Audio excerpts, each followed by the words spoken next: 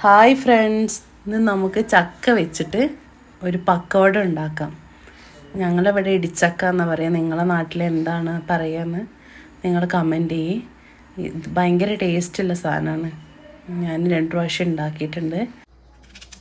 നമുക്ക് അത് പകുതി പൊടിച്ചെടുത്തു. ഇനി ഇതിൻ്റെ ഈ നടുക്കത്തെ സാധനം കളഞ്ഞിട്ട് ചെറുതാക്കി അരിഞ്ഞെടുക്കണം. തോല് കളയുക.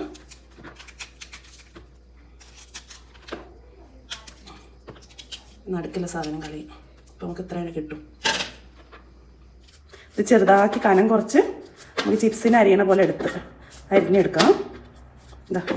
ഇത് വലിപ്പം കൂടിയാലും കുറഞ്ഞാലും കുഴപ്പമില്ല, പക്ഷെ കട്ടി പറ്റ കുറച്ച് അരിയാൻ പറ്റുകയാണെങ്കിൽ എത്രയും നല്ലതാണ്. ഇതങ്ങനെ.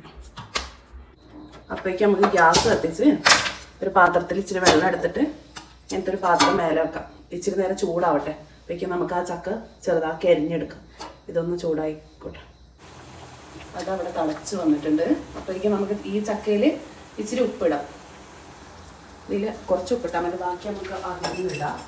പിന്നെ ഇച്ചിരി മഞ്ഞൾപ്പൊടി ഇട്ടിട്ട് നല്ലോണം നമുക്ക് കുഴച്ചിട്ട് ഇതിലേക്ക് തട്ടിക്കൊടുക്കും.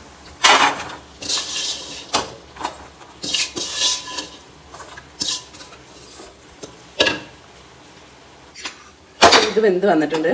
ഇത് ചെറിയ കഷ്ണാക്കി അരിഞ്ഞിച്ച് കനത്തില്ലാതെ അരിഞ്ഞത് കാരണം ഇത്ര വെന്താൽ മതി. നമ്മൾ പിന്നെ പൊരിച്ചെടുക്കാനുള്ളതല്ലേ, എന്നാൽ ഇത് ഓഫ് ചെയ്യുക. ഇതിവിടെ നിൽക്കട്ടെ. മിക്സിൻ്റെ ജാറ് എടുത്ത് അതിലേക്കൊരു ഗ്ലാസ് കോൺഫ്ലവറും ഫുള്ളായിട്ട്, 1 കപ്പ് മൈദ മൊത്തം, അരിപ്പൊടി 1 ബൗള്, മല്ലിച്ചപ്പ്, ചെറിയ കഷ്ണം ഇഞ്ചി, വെളുത്തുള്ളി, മുളക് പൊടി, ചിക്കൻ മസാല,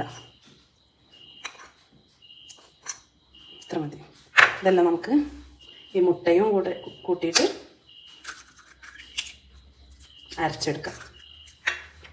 നമുക്കിത് അരക്കാം. ഇച്ചിരി ആവശ്യത്തിന് വെള്ളം ഒഴിച്ചെടുക്കാം.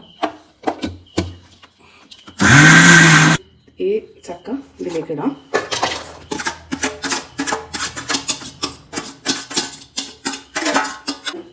ഈ അരച്ച് വെച്ചത് ഇതിലേക്ക് ഒഴിച്ചെടുക്കണം.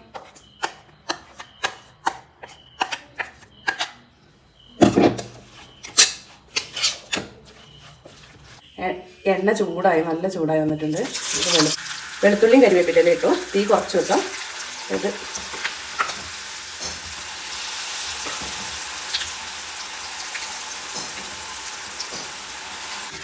റെഡി ആയിട്ടുണ്ട്.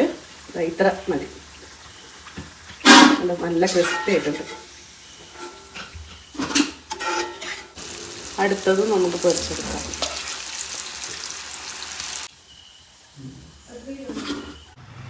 എല്ലാവരും ഉണ്ടാക്കി നോക്കണം.